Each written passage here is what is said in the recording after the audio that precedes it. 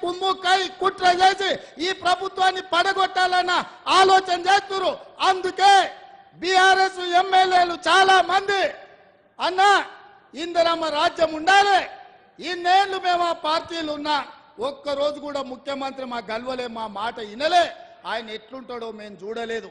కానీ మీ ప్రభుత్వం వచ్చిన తర్వాత మీ మంత్రులు సచివాలయంలో ఉండరు, మీరు ఇంటికి వచ్చినా కలుస్తున్నారు, సచివాలయంలో కలుస్తున్నారు, పేదల్ని కలుస్తున్నారు, కార్యకర్తల్ని కలుస్తున్నారు, ఆడబిడ్డల్ని కలుస్తున్నారు, అధికారులను కలుస్తున్నారు, సమీక్షలు చేస్తున్నారు, అభివృద్ధి చేస్తున్నారు. 5 ఏళ్ళు మీ ప్రభుత్వాన్ని కాపాడే బాధ్యత మాది అని బీఆర్ఎస్ ఎమ్మెల్యేలు వచ్చి అందరు నాకు కలిసి చెప్పిపోతున్నారు. ఒకవేళ నేను అనుకుంటే గేట్లు తెరిస్తే కేసీఆర్ నువ్వు నీ అల్లుడు నీ ఇంటోళ్ళు తప్ప మొత్తం కాంగ్రెస్ పార్టీ కండువ కప్పుకొని ఇందిరమ్మ రాజ్యాన్ని కాంగ్రెస్ ప్రభుత్వానికి అండగా నిలబడతారు. ఇవాళ మన మిత్రుడు వెంకట్రావు గారు కూడా ఇక్కడికి వచ్చి మనకు మద్దతుగా నిలబడ్డాడు. అంటే మేము మర్యాదపూర్వకంగా రాజకీయ నీతిజ్ఞతో ఇవాళ రాజకీయాలు చేయాలనుకుంటున్నాం. మీరు మా ప్రభుత్వాన్ని పడగొట్టాలనే కుట్ర మోడీ కేడీ కలిసి చేస్తే చూస్తూ ఊరుకుంటామని అనుకోకండి. మాకు తెలుసు, లోతు తెలుసు, ఎత్తు తెలుసు, పెడితే ఎక్కడికి వెళ్ళుతో కూడా తెలుసు బిడ్డ. మాకు అనుకుంటురేమో మీరు అల్లా తప్పకు వచ్చిండు అయ్య పేరు చెప్పుకుండాని. బిడ్డ నల్లమల నుంచి తొక్కుకుంటా ప్రగతి భవన్ లో బద్దలు కొట్టి నిన్ను బజార్లకు ఇడిచి ఇందిరమ్మ రాజ్యం కాంగ్రెస్ ప్రభుత్వాన్ని తీసుకొచ్చినాం. అందుకే చివరిగా ఒక్క మాట చెప్పదలుచుకున్నా, మాతో గోక్కోవద్దు బిడ్డ, గోక్కున్నాడు ఎవడు బాగుపడాలి. చాలా మంది ఇట్లా అనుకున్నారు, ఎన్నికల కంటే ముందు కాంగ్రెస్ ఏడుందని అన్నారు. ఇలా సన్నాసులకు చెప్తున్న మనుగూరు వచ్చి చూడు కాంగ్రెస్ ఏడుందో చెప్తారు.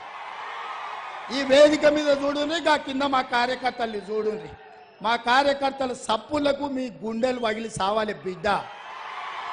అందుకే మిత్రులారా, మా పాయ వెంకటేశ్వర్లు గోదావరి కరకట్ట నిర్మాణాల గురించి చెప్పిండు.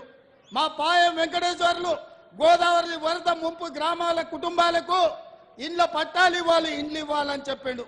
సీతారామ ప్రాజెక్టుకు సంబంధించి ఇంకా కొంత అభివృద్ధి చేయాలని చెప్పిండు. అదేవిధంగా పులుసుబంత ప్రాజెక్టు నిర్మాణం చేపట్టాలని చెప్పిండు. పోడు భూముల పట్టాలు ఇవ్వాలని చెప్పిండు. ఇంకా చాలా విషయాలు మా మిత్రుడు పాయం వెంకటేశ్వర్లు తీసుకొచ్చిండు. అందుకే మా పెద్దలు బట్టి విక్రమార్క గారికి, పొంగులేటి శ్రీనివాసరెడ్డి గారికి, అదేవిధంగా అన్న ఉత్తమ్ కుమార్ రెడ్డి గారికి ఈ ప్రాజెక్టులకు సంబంధించి అన్ని సవివరంగా సమీక్షించి వీటన్నిటిని చేసే బాధ్యతను కాంగ్రెస్ పార్టీ తీసుకుంటుంది. కాంగ్రెస్ పార్టీ ఇదంతా చేయాలి అంటే మీరందరూ కాంగ్రెస్ పార్టీకి అండగా నిలబడాలి. మీరు ఇచ్చే బలం 1000 ఏనుగుల బలం. ఇవాళ మిమ్మల్ని చూసినాక నాకు 1000 ఏనుగుల బలం వచ్చింది. ఎవడు అడ్డం వచ్చినా పండబెట్టి తొక్కే బాధ్యత నేను తీసుకుంటాను మిత్రులారా. అందుకే మిత్రులారా, మళ్ళా ఎన్నికలప్పుడు వస్తా. ఈరోజు సోనియా గాంధీ గారు బలరాం నాయకును మాజీ కేంద్ర మంత్రిని మహబూబాబాద్ పార్లమెంట్ అభ్యర్థిగా నిలబెట్టిండ్రు. 150,000 ఓట్లతోటి మహబూబాబాద్ ఎంపీగా గెలిపించండి. మీ సమస్యల్ని పరిష్కరించే బాధ్యత కాంగ్రెస్ పార్టీ ఇందిరమ్మ రాజ్యంలో తీసుకుంటామని తెలియజేస్తున్నా. మీరందరు సిద్ధమేనా? సిద్ధమేనా?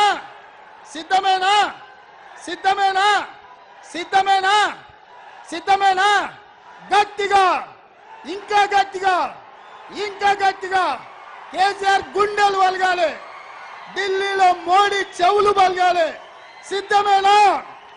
సిద్ధమన్న వాళ్ళందరూ చేయి పైకెత్తండి.